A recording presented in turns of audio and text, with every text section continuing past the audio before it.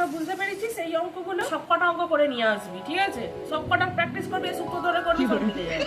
হ্যাঁ, এই তুই এত হাই তুলছিস কেন? স্যার ঘুম পাচ্ছি, কি করবো স্যার?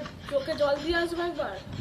যা চোখ দিয়ে যা। হ্যাঁ বাবা 8টা বেজে গেল, লাগছে না, কখন ছাড়বে কে জানে। স্যার হ্যাঁ, অঙ্কটা হয়ে গেছে, 8টা বেজে গেছে। 8টা বেরিয়েছে তো কি হয়েছে? আর করাবেন না তো? দাঁড়া দাঁড়া, আচ্ছা, ছাড়। ঠিক আছে। হ্যাঁ, এই তো হ্যাঁ হয়ে হ্যাঁ হ্যাঁ, গেছে, কালকে আবার করে ছেড়ে নিয়ে দেবো। আসবো। ঠিক আছে, ঠিক আছে। আচ্ছা, এটারই তার মানে ওটা সূত্র, তাই তো? আচ্ছা, এটা ধরে করলেই হয়ে যাবে।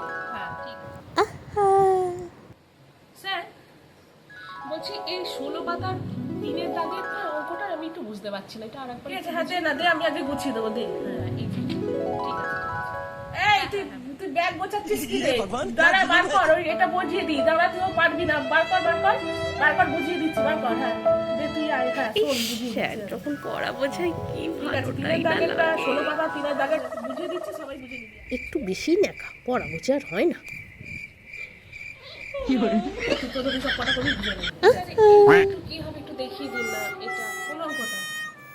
হ্যাঁ, ঠিক আছে, দেখছি। স্যার, হোয়াটসঅ্যাপে তো আমি একটা আপনাকে জিনিস পাঠিয়েছি, ওটা পরে দেখে নেবেন। ঠিক আছে, দেখে নে।